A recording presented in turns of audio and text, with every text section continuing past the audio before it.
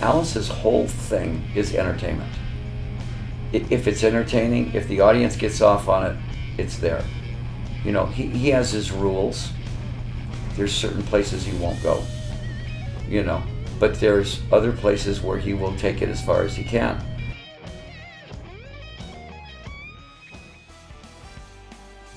I think there's something really creepy about vaudeville. There's something really creepy about the sideshow. You know, you go to a circus, and there's the circus, and it's all happy and everything. And there's that sideshow over here where it's like the three-headed monkey and the, you know, the snake woman and just the creepy things. And you're drawn to that, and you kind of go, it's scary, but I still want to go. I think that's Alice lives there.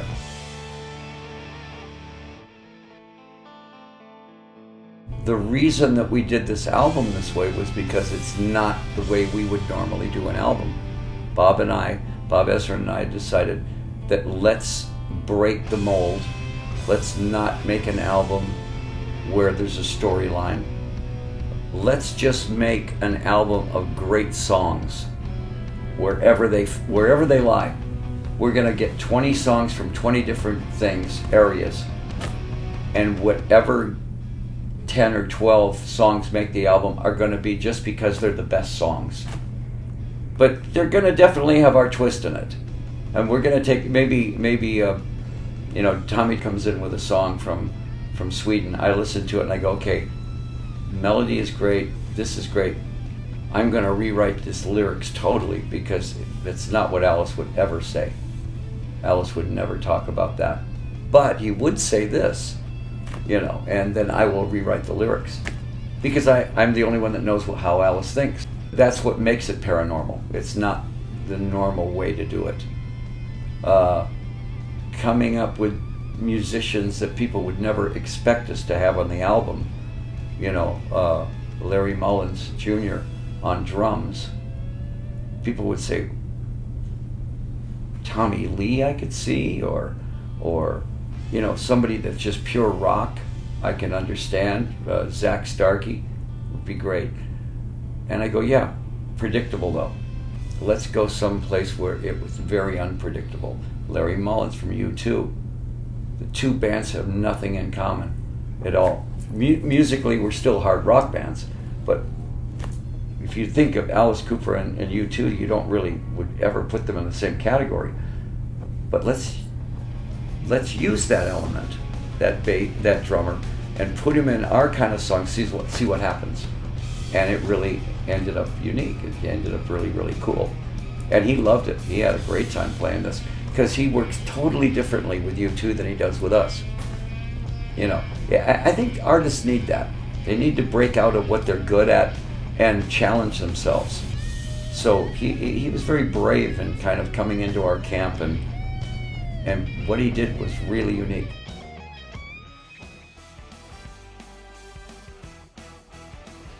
It's sort of like reading a book of 12 Twilight Zone tales. One is about a guy and his friends in a car that gets run off the road, and he realizes that the guy that run him off the road was the devil. You know, the next song is about the angel of death's view of people. This is how it ends for you and all of your friends. One is about a fireball that comes across the sky, and the guy thinks, oh my gosh, everybody's dead.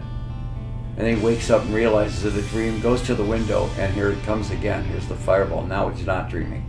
So every song lyrically has a 3-minute story, but the stories don't necessarily become one big story.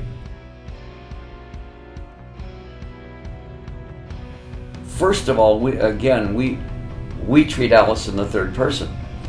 You know, Bob is the only other person that understands Alice because he was there when we invented Alice. On record, Bob knows more about Alice than any other person other than me, because we would sit there and we would listen to the song, and I'd sing it, and he'd say, that voice is not the right voice for what you're singing, for what you're saying. Let's go to this voice. And we had about 8 different voices for Alice. Let's go with a little boy voice, okay? Because it's creepier on this song. Okay. On this song, we need the big arena voice. Okay. On this song, I want you to clean it up. Don't sing it from down here, sing it from in here. I want it the clear, no more Mr. Nice Guy voice.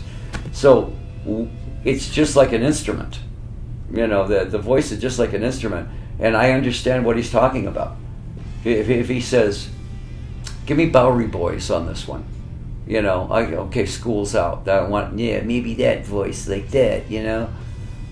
That's perfect for that song. But we use the voice as an instrument.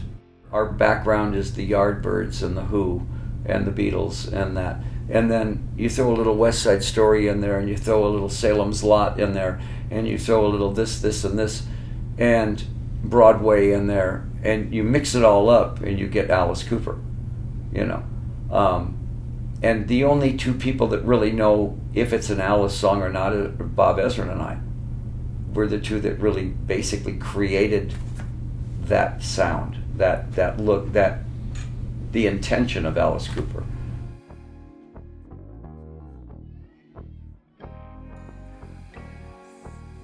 Everybody in Nashville is involved somehow in the music business. I don't know how. When we did the last album, Welcome to My Nightmare, which is like the answer to the other album, I had Vince Gill play lead on 2 songs.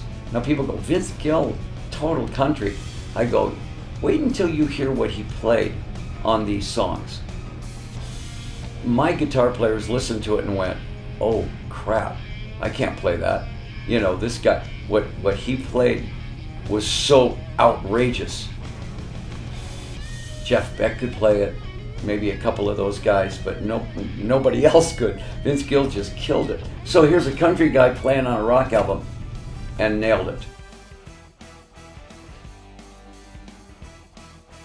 There's a really dark side of Alice that I think that where he is the villain, and he doesn't have a problem being a villain up there, and he wants to be the villain.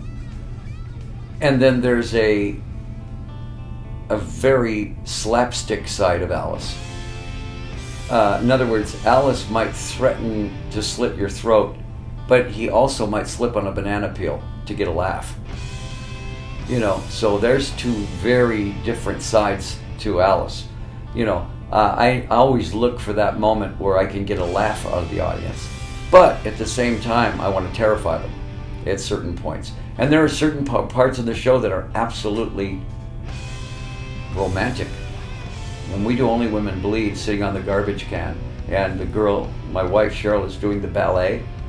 She's the wind-up doll, and she's doing the ballet. You can see the audience going, oh, until he stabs her, of course.